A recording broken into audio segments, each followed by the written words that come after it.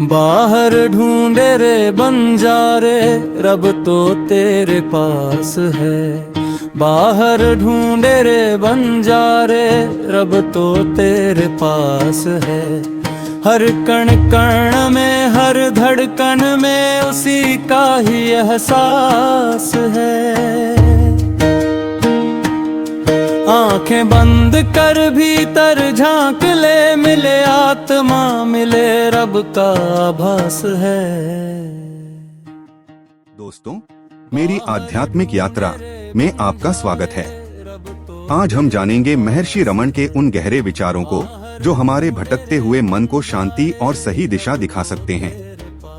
क्या आपने कभी सोचा है कि ईश्वर की निकटता क्या होती है?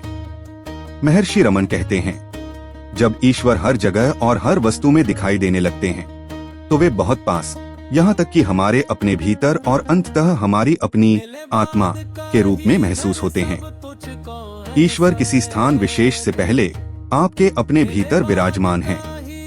लेकिन अक्सर लोग सोचते हैं कि अध्यात्म का मतलब सब कुछ छोड़ देना है।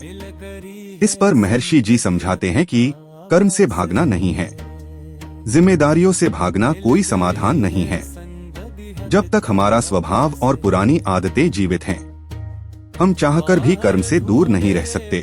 इसलिए दोस्तों, कर्म छोड़ने के बजाय उसे सही नियत से करना सीखें।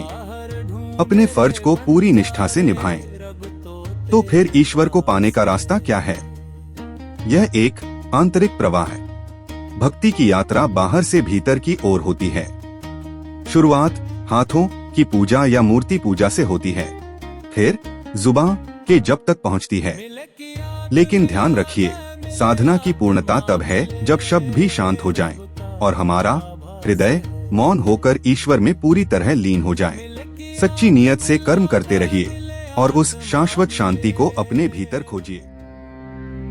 जब शब्द हुए खामोश मेरे,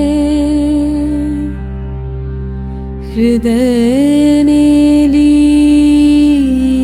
अंगड़ाई।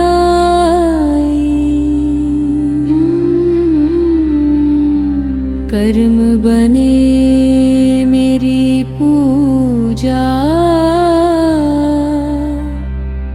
और